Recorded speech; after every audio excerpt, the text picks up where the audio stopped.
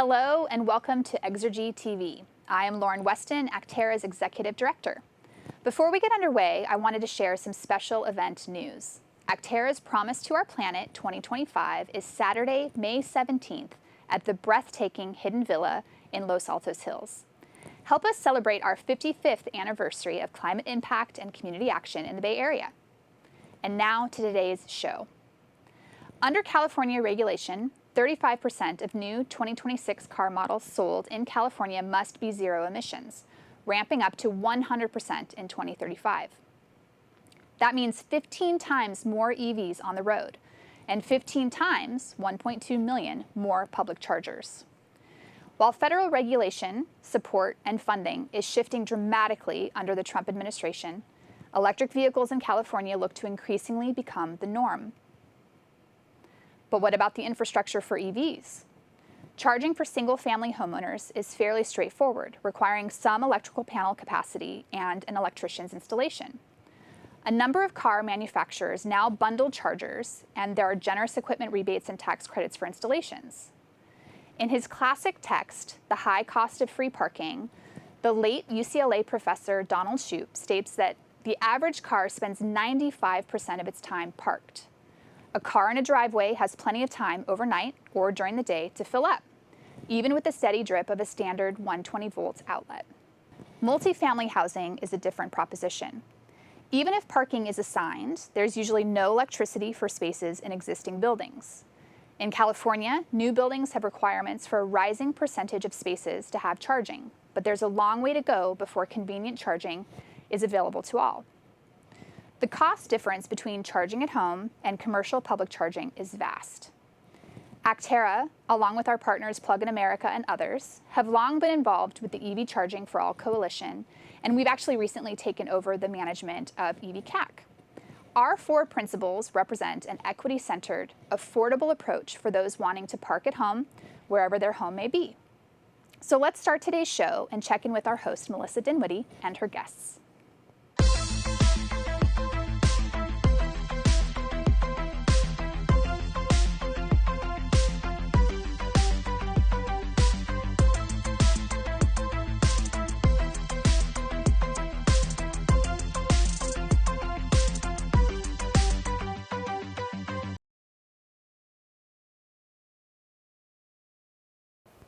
Thank you, Lauren. Welcome to Exergy TV. Our show today features Silicon Valley Clean Energy, the community choice energy provider for the 13 communities across Santa Clara County that are not Palo Alto, Santa Clara, and San Jose. SVCE is a not-for-profit public joint powers agency founded in 2016 and is one of some 20 such agencies in California.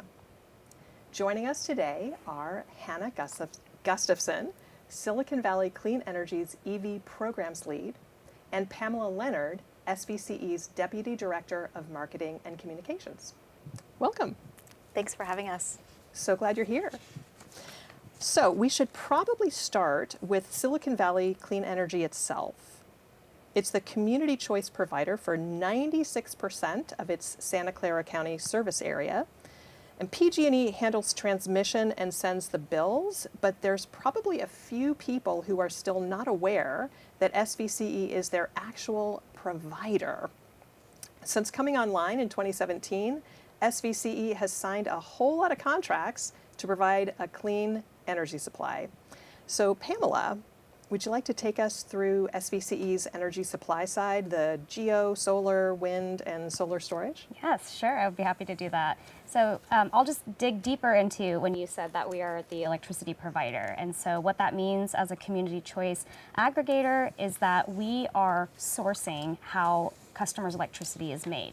So I like to think of this analogy as though we are the chefs in the kitchen. So we are sourcing all the ingredients, we're creating these sustainable, clean dishes, and PG&E is now like the wait staff that is going to be serving these dishes to the customers and cleaning the table, because they're also still responsible for repairing lines and maintenance and billing, as you mentioned. So as an organization, our board of directors, which is an elected representative from each of our member communities, They're guiding us, directing us. Everything we do is very public and transparent, which is one of the benefits of having local control as a community choice provider. They've really directed us from day one to be providing 100% clean energy.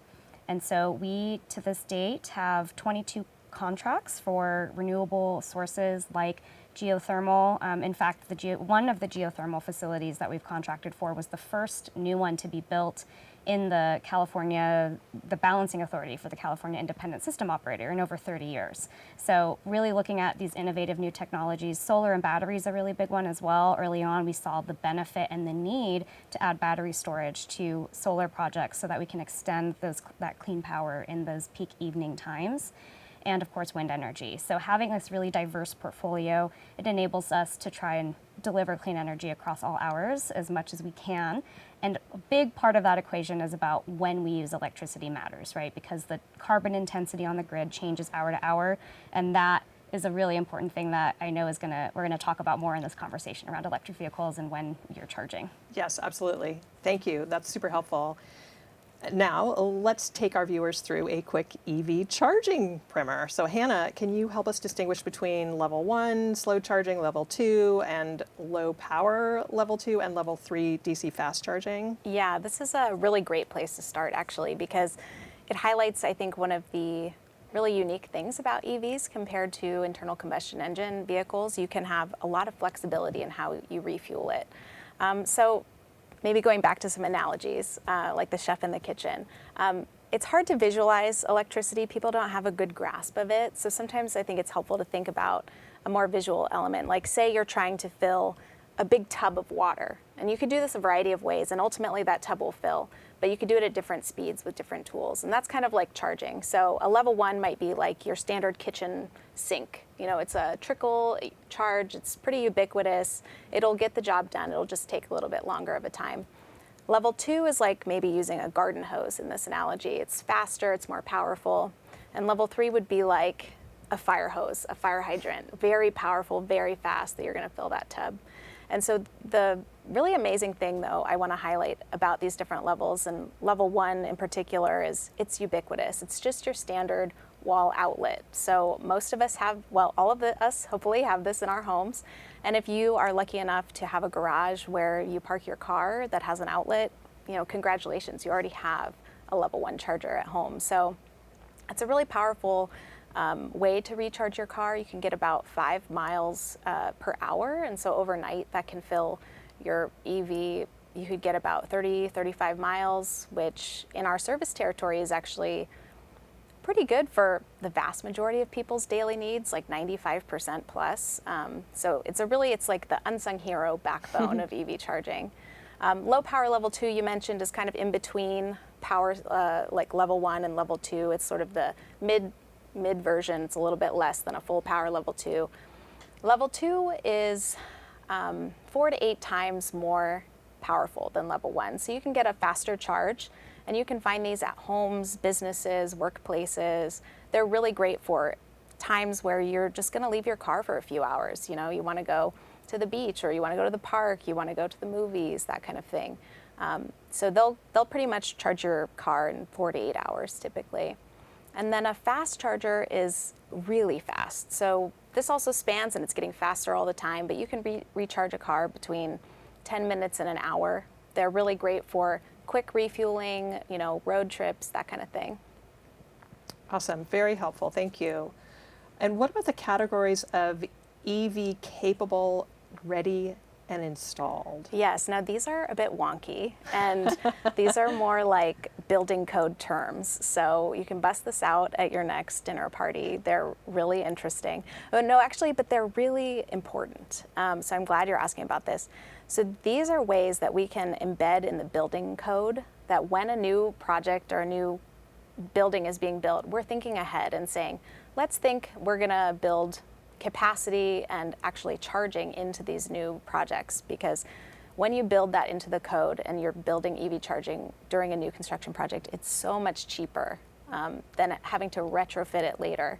You know, new buildings we hope will be around for decades to come. So we're trying to think about the future here through these codes. So EV capable is just a term that says we've thought ahead, we put in the capacity for future proofing for EV charging at this parking space at this new project.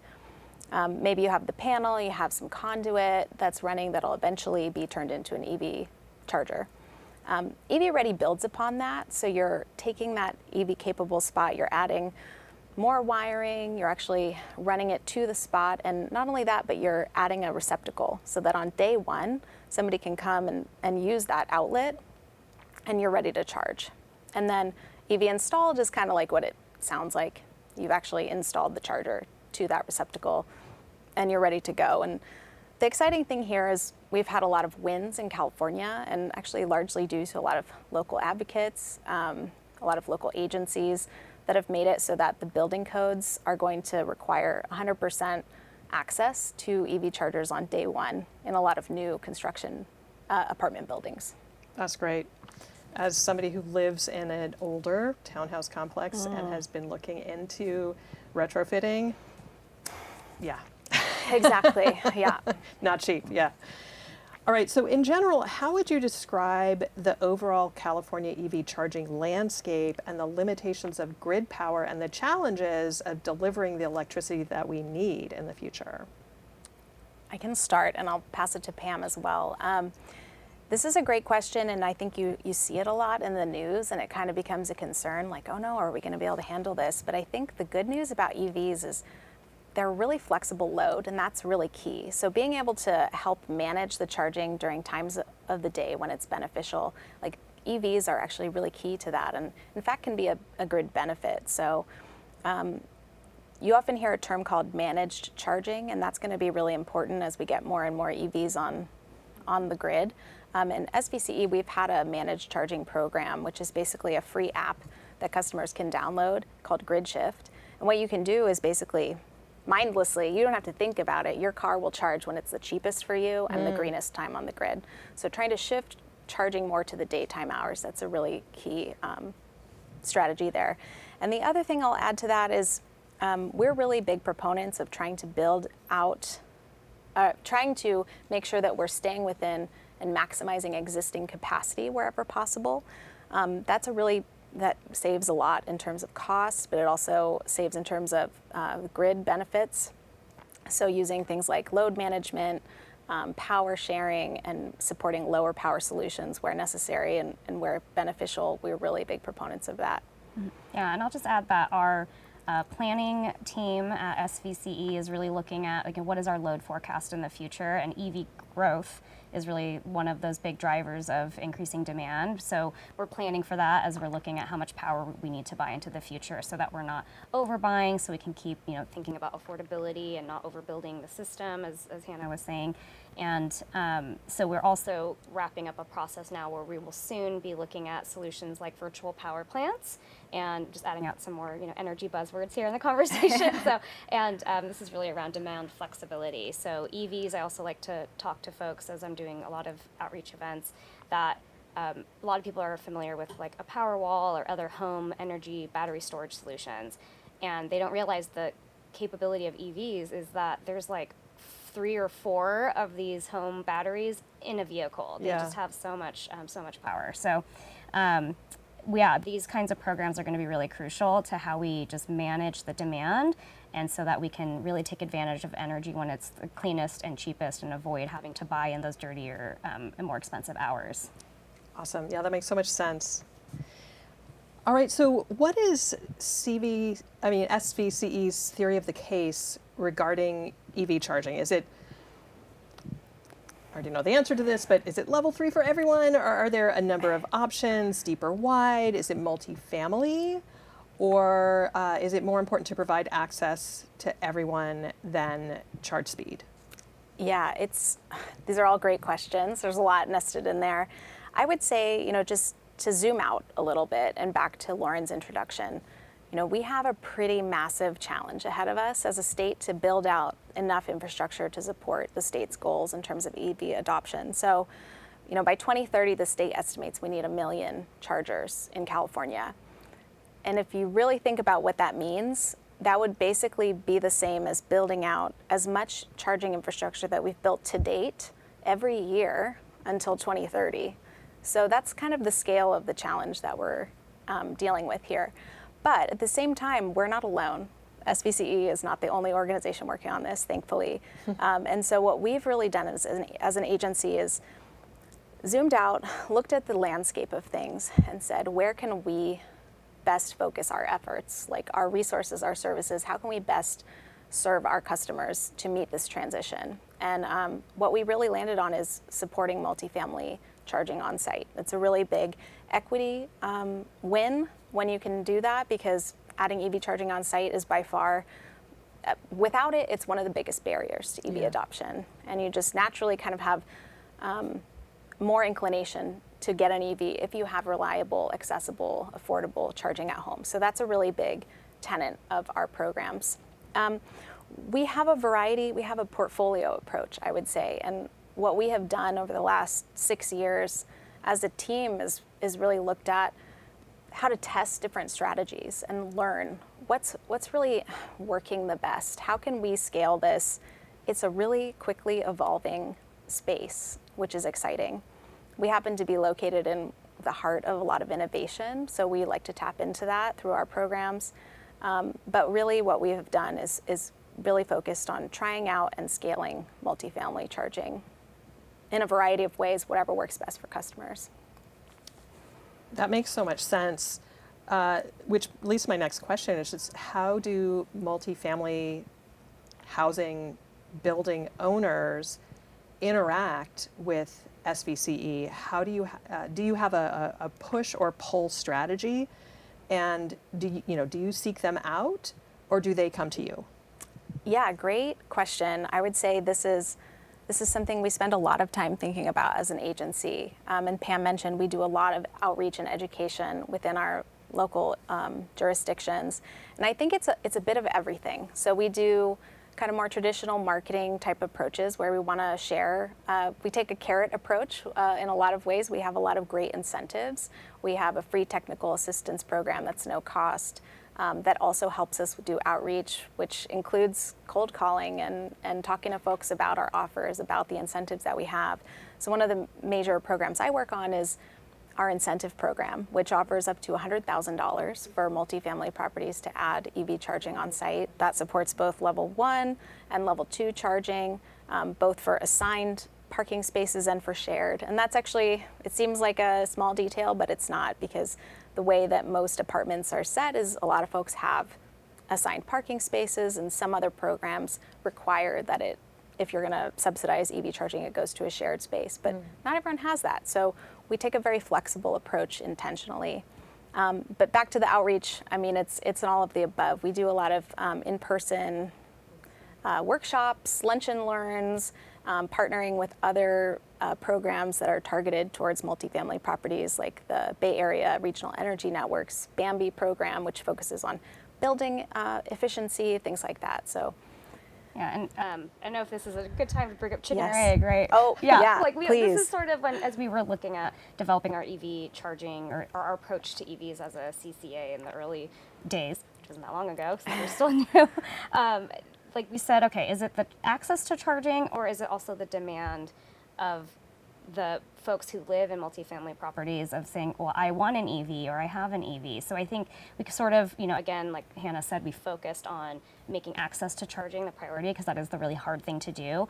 But just in terms of our ongoing customer outreach and education, knowing that EVs, at the end of the day, transportation is 50% of where emissions are coming from. So we also still want to do a lot of education and outreach around EVs generally and more broadly. So we also focus a lot of time on that, just directly to our customers. Yeah. And hoping that increases more demand.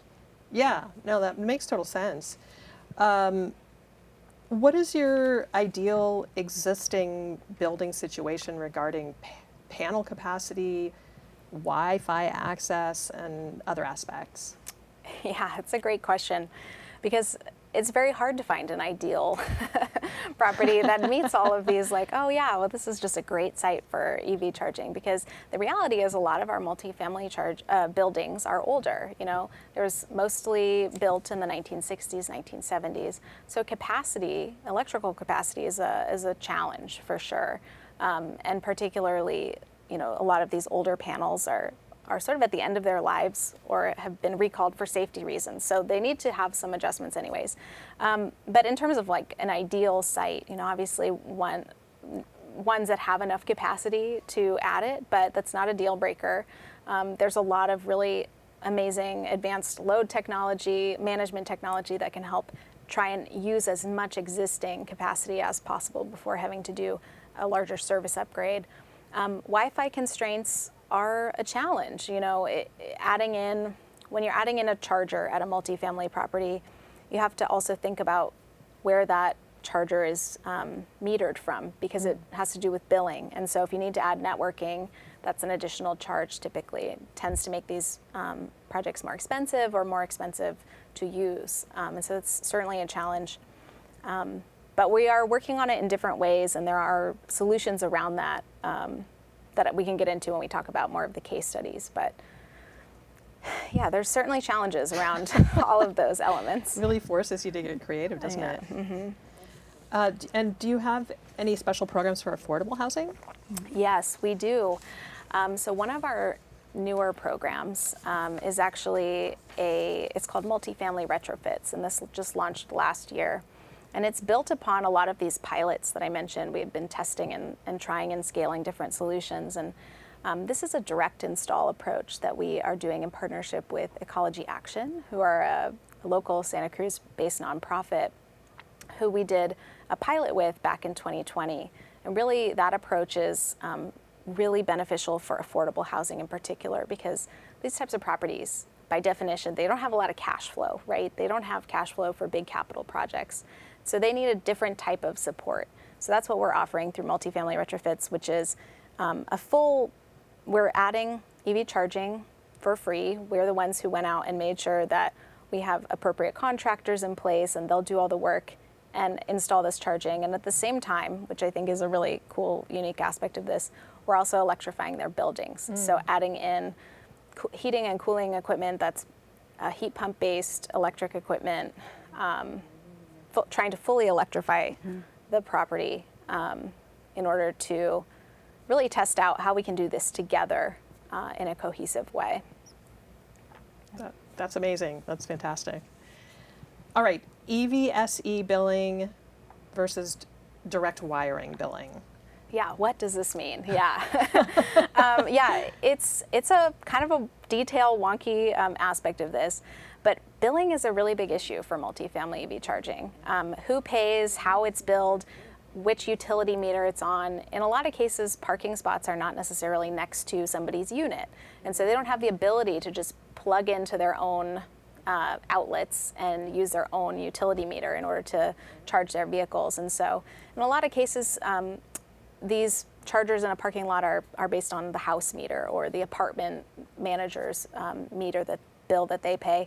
And typically they need to get reimbursed for that on their bill. So EVSE billing would be smart meters that can actually track the billing, and it can be, you know, a tenant can use their phone or an account with the EVSE company and pay that bill to be able to make sure that the property owner is not paying for the charging, which is a hard sell.